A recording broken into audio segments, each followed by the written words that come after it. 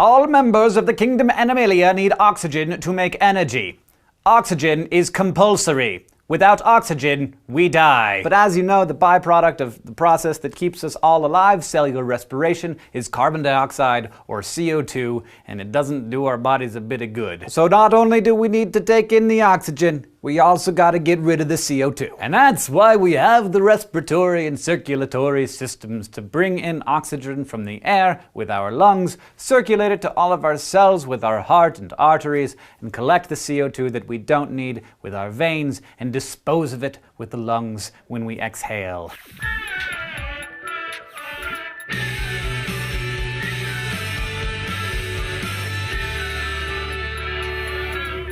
Now, when you think of the respiratory system, the first thing that you probably think of is the lungs. But some animals can take in oxygen without lungs by a process called simple diffusion, which allows gases to move into and pass through wet membranes. For instance, arthropods have little pores all over their bodies that just sort of let oxygen wander into their body where it's absorbed by special respiratory structures. Amphibians can take in oxygen through their skin, although they also have their lungs or gills to help them respire, because getting all your oxygen by way of diffusion takes freaking forever. So why do we have to have these stupid lung things instead of just using simple diffusion? Well, a couple of reasons.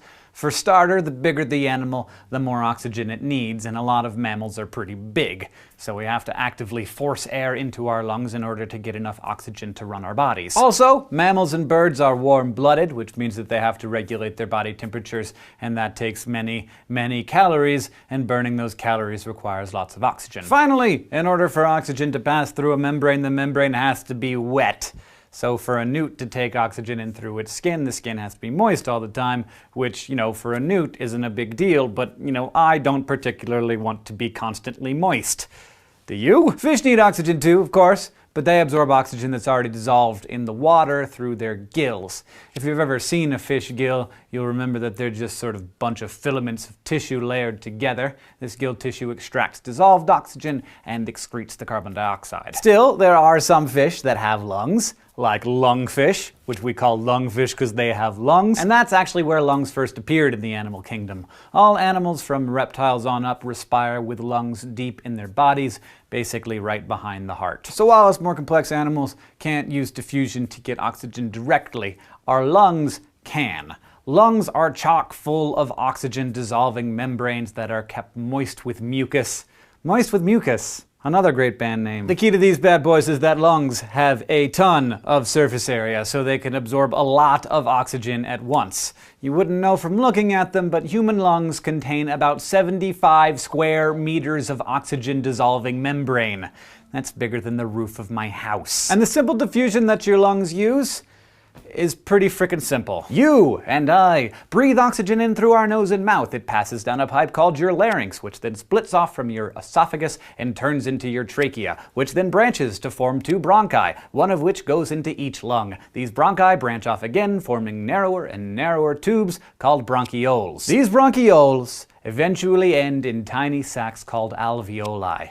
Each alveolus is about 1/5 of a millimeter in diameter, but each of us has about 300 million of them, and this, friends, is where the magic happens. Alveoli are little bags of thin, moist membranes, and they're totally covered in tiny, narrow, blood-carrying capillaries. Oxygen dissolves through the membrane and is absorbed by the blood in these capillaries, which then goes off through the circulatory system to make cells all over your body happy and healthy. But while the alveoli are handing over the oxygen, the capillaries are switching it out for carbon dioxide that the circulatory system just picked up from all over the body. So the alveoli and capillaries basically just swap one gas for another. From there, the alveoli takes that CO2 and squeezes it out through the bronchioles, the bronchi, the trachea, finally out of your nose and or mouth. So inhale for me once. Congratulations, oxygen is now in your bloodstream. Now exhale. Wonderful, the CO2 has now left the building and you don't even have to think about it, so you could think about something more important, like how many Cheetos you could realistically fit into your mouth at the same time. So now you're all, yeah, that's great, Hank, but how do lungs actually work? How do they do the thing where they get moved to come in and out and stuff? Well, eloquent question, well asked. Lungs work like a pump. but they don't actually have any muscles in them that cause them to contract and expand. For that, we have this big flat layer of muscles that sits right underneath the lungs called the thoracic diaphragm. At the end of an exhalation, your diaphragm is relaxed. So picture an arc pushing up on the bottom of your lungs and crowding them out so that they don't have very much volume. But when you breathe in, the diaphragm contracts and flattens out, allowing the lungs to open up. And as we know from physics, as the volume of a container grows larger, the pressure inside it goes down. And the fluids, including air, always flow down their pressure gradient from high pressure to low pressure. So as the pressure in our lungs goes down, air flows into them. When the diaphragm relaxes, the pressure inside the lungs becomes higher than the air outside, and the deoxygenated air rushes out. And that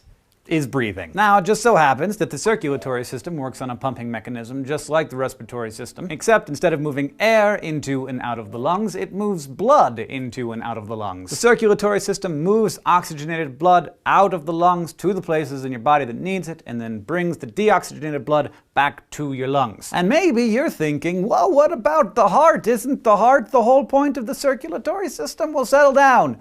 I'm going to explain. We're used to talking about the heart as the head honcho of the circulatory system, and yeah, you would be in serious trouble if you didn't have a heart.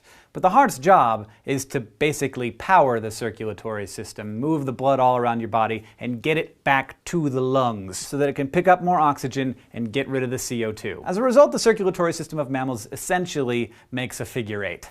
Oxygenated blood is pumped from the heart to the rest of the body, and then when it makes its way back to the heart again, it's then pumped on a shorter circuit to the lungs to pick up more oxygen and unload CO2 before it goes back to the heart and starts the whole cycle over again. So even though the heart does all the heavy lifting in the circulatory system, the lungs are the home base for the red blood cells, the postal workers that carry the oxygen and the CO2. Now, the way that your circulatory system moves the blood around is pretty nifty. Remember when I was talking about air moving from high pressure to low pressure?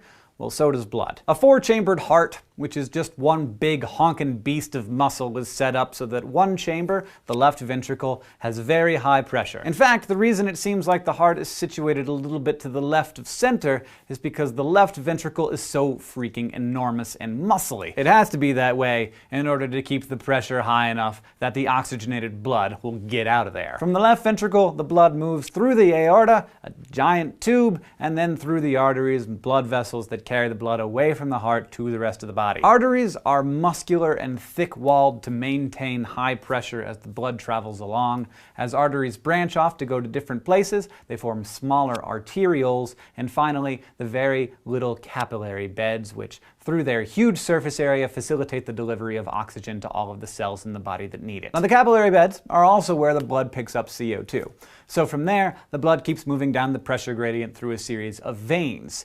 These do the opposite of what the arteries did. Instead of splitting off from each other to become smaller and smaller, little ones flow together to make bigger and bigger veins to carry the deoxygenated blood back to the heart. The big difference between most veins and most arteries is that instead of being thick-walled and squeezy, veins have thinner walls and have valves that keep the blood from flowing backwards, which would be bad. This is necessary because the pressure in the circulatory system keeps dropping lower and lower until the blood flows into two major veins. The first is the inferior vena cava, which runs pretty much down the center of the body and handles blood coming from the lower part of your body. And the second is the superior vena cava, which sits on top of the heart and collects the blood from the upper body. Together, they run into the right atrium of the heart, which is the point of the lowest pressure in the circulatory system. So all this deoxygenated blood is now back in the heart, and it needs to sop up some more oxygen. So it flows into the right ventricle and then into the pulmonary artery. Now, arteries, remember, flow away from the heart, even though in this case it contains deoxygenated blood. And pulmonary means of the lungs.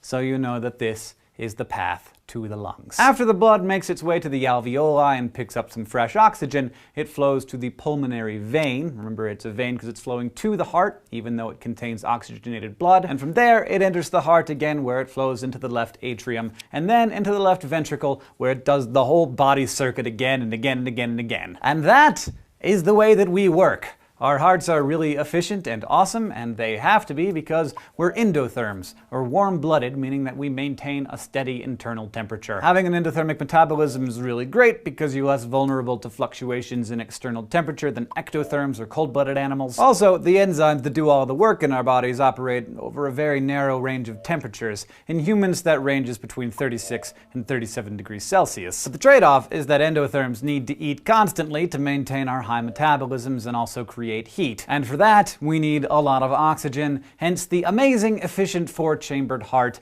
and our gigantic frackin' lungs. Ectotherms, on the other hand, have slow metabolisms and don't need as much in the way of food. A snake is totally pumped if it gets a meal once a month. So since ectotherms aren't doing much in the way of metabolizing, they don't need much in the way of oxygen. So their circulatory systems can be, a little bit janky and inefficient. It's still cool. Remember back when we were tracking the development of chordates? One of the signs of complexity was the number of chambers in an animal's heart. Fish only have two chambers, one ventricle and one atrium. The blood gets oxygenated as it moves through the gills and then carries oxygen through the rest of the body back to the heart where it's moved through the gills again. But reptiles and amphibians have three-chambered hearts. They've got two atria, but only one ventricle. And what that means is that not all of the blood gets oxygenated every time it makes a full pass around the body. So oxygenated blood gets pumped through the body and mixed up with a little deoxygenated blood. Not super efficient, but again, doesn't really have to be. So there you have it, the how and why behind how oxygen gets to all the places it needs to be. The question is, what powers the diaphragm? What powers the heart? Where does that energy come from?